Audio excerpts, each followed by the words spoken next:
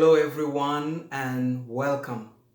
Welcome to the first English edition of our show, sponsored by Type Matters for Life. It's been a while. It's been a really long time since I posted anything on social media. I was very observant. I was listening. I was very observant, especially on content that touches to the Democratic Republic of Congo, my home country and my favorite subject. I have seen a lot on this subject. I've seen the ugly, I've seen the beautiful, I've seen the good and the bad. I've seen the joys and the tears. I've seen the casual and the serious. But still, I believe that there is still something missing. Something fundamental that will allow us to address our challenges as Congolese.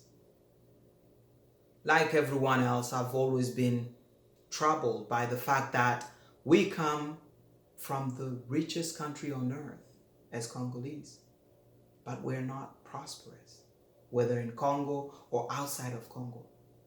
Those who may claim prosperity just because they have a few $1,000,000 here and there, they just don't understand how rich this country is. To be honest, I didn't know myself how rich our country was until I started looking into this. And I'm an educated person. I've traveled around, not to boast or put down anybody. It goes without saying that an average Congolese who was uneducated in a village or a city of Kanyabayonga, for example, just has no clue whatsoever as to how rich our country is. And I'm not just talking about the natural resources. I'm talking also about the human resources. I was in Congo just a few months back, actually 3 months ago. What I saw there just got me thinking a lot. The disconnect, the discrepancies that you see there got me asking myself so many questions. One question that stuck really with me was, how come historically and presently the riches of Congo have never been and are not a blessing for the collective Congolese as much as it has been for the rest of the world? And that despite our individual brilliance. This is something that we need to talk about. This is a discourse that is missing out there. I never thought that I would have anything to do with it. I never thought that I had any contribution to make in that instant. Until I was really sick and tired of having to justify myself every time someone asked me where I am from. Because the next question was, do you have diamond? Do you have gold? As if every Congolese who is born or is an adult have just golds and diamonds walking around. And you will be lucky if they don't ask you if you can dance Ndombolo or kwasa kwasa. All those things are great, but we're more than that.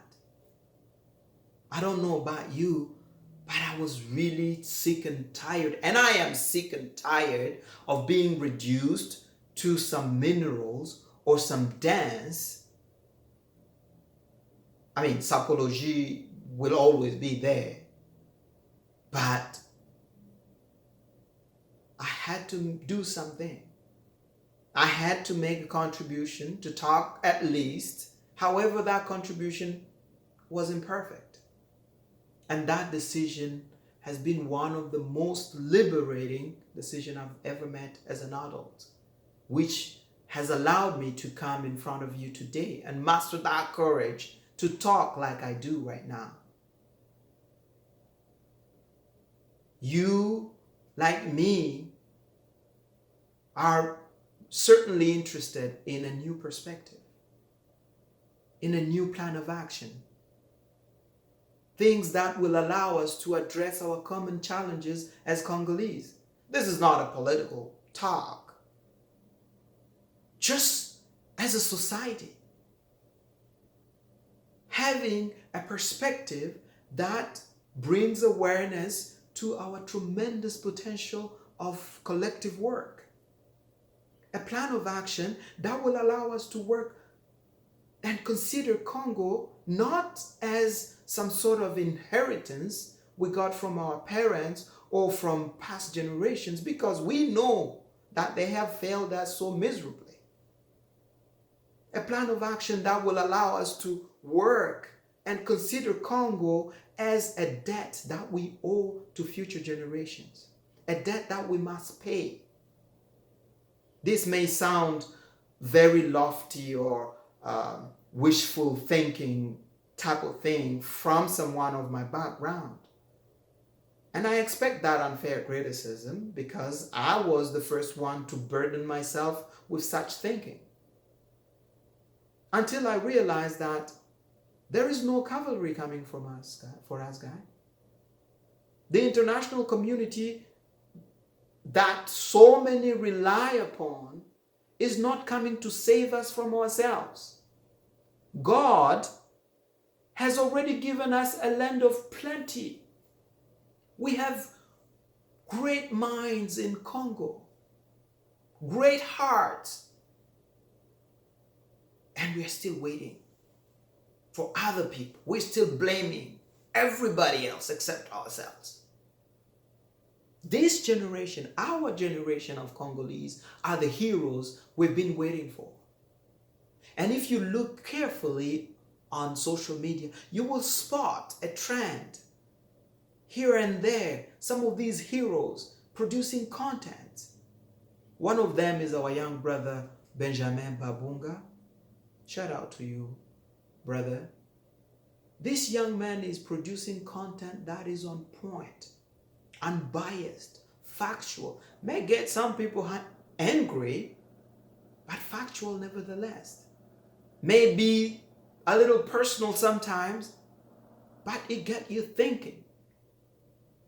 Laurent Kasindi has written what I believe to be perhaps one of the most consequential books on social issues in our country.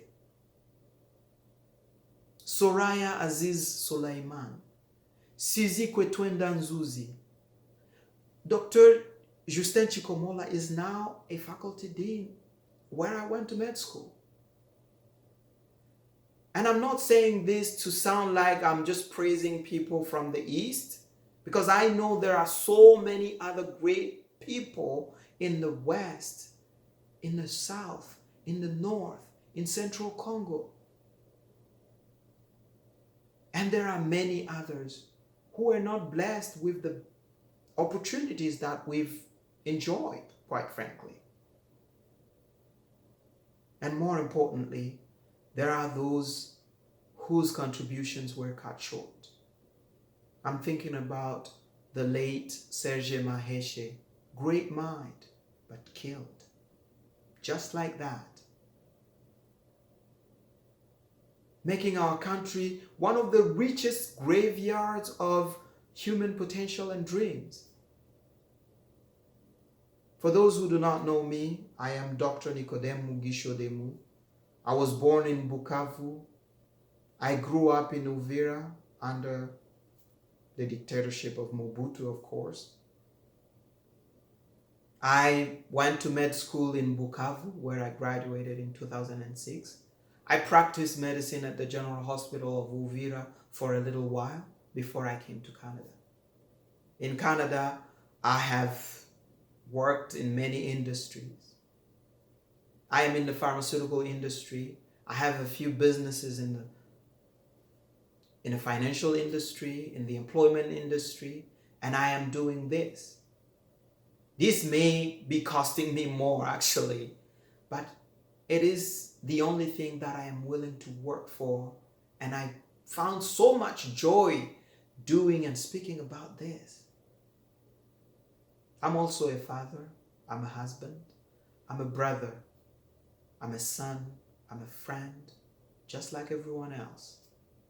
And just like everyone else, I am still struggling to make good on these responsibilities. I work every day to get better at my responsibilities. I am now a Canadian citizen, which may dilute my credibility to speak on the subject of Congo, but I believe that no one should be the judge of that, because my umbilical cord was buried in the Congo just like everyone else. One great man once said to me, you know, acquiring a second citizenship is just like getting married. You may live with your wife for the rest of your life, but you will never forget your mother. And the DRC is my motherland forever, even if I cannot claim dual citizenship. But that is a battle for another day. I believe in God too. And I believe that it is God who blesses us with the gifts of insight and capabilities so we can impact our environment in this life, including in the Democratic Republic of Congo, so that we can deserve the next life. But I will never seek political power, because I'm convinced that man will always rule another man to his injury. And I'm no exception. Power corrupts a lot. You may be thinking, so what is in it for you? I'll answer to that question frankly, looking you in your eyes. It is business. Yes, like many, I have business interests in the Congo.